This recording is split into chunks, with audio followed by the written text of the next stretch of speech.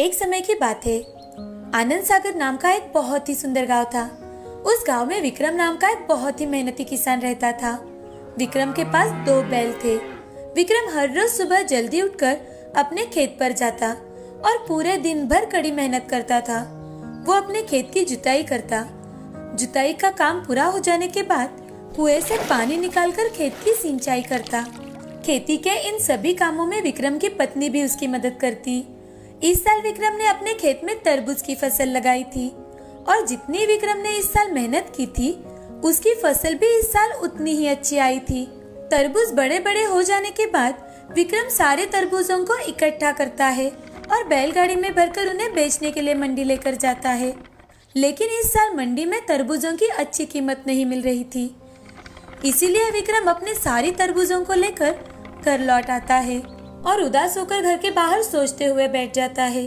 तभी विक्रम के चाचा विक्रम के घर के पास से गुजर रहे होते हैं। वो विक्रम को इतना उदास और निराश बैठा देख विक्रम के पास जाते हैं और विक्रम से, अरे विक्रम बेटा, क्या हुआ? इतने उदास होकर क्यों बैठे हो? तुम्हें तो इस साल फसल भी अच्छी हुई है, फिर समस्या क्या है बेटा? अरे चाचा, इस साल फसल तो मुझे बहुत अच्छी हुई है, लेकिन मंडी में तरबूजों के दाम बहुत गिर चुके हैं, इसलिए मैंने वहाँ एक भी तरबूज नहीं बेचा। बस इतनी सी बात। तुम ऐसा करो, बैलगाड़ी में भरकर सारे तरबूज किसी सड़क पर बेचने ले जाओ। तुम मंडी में तरबूज ना बेचकर सीधे लोगों को बेचो।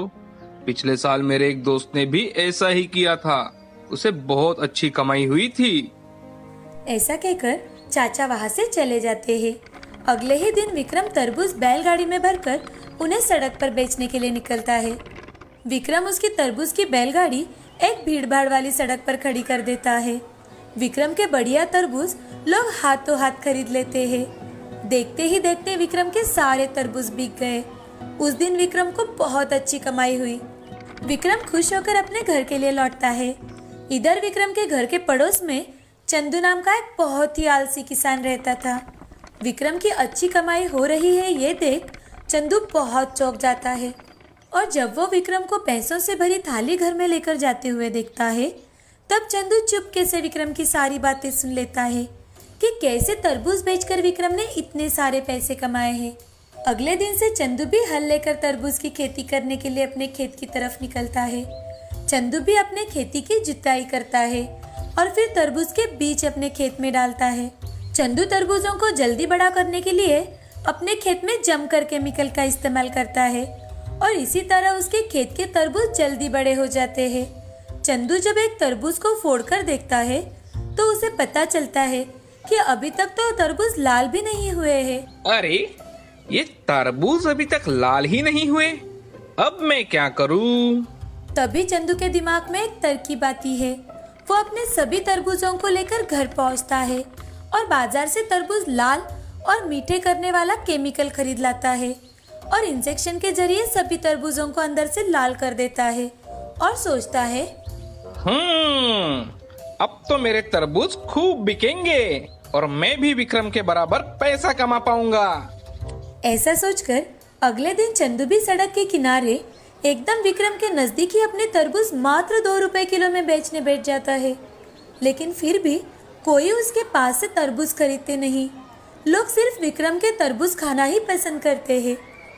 आइए भाई साहब, आइए, ताजा मीठे और प्राकृतिक तरीके से लाल तरबूज खाइए। चंदू को यह सब देखकर बहुत गुस्सा आता है कि कोई उसके पास तरबूज खरीदने के लिए नहीं आ रहा। वो सोचता है, मुझे किसी भी तरह इस विक्रम के बच्चे को ठिकाने लगाना ही पड़ेगा। आज रात में विक्रम के सारे पैसे ही चुरा लूंगा। उस रात चंदू चुपके से विक्रम के घर में खिड़की से झांककर देखता है तो उस वक्त विक्रम पैसे गिनकर संदूक में रख रहा होता है। जब विक्रम और उसकी पत्नी सो जाते हैं तो चंदू चुपके से उनके घर में जाता है और पूरी संदूक उठाकर भाग जाता है।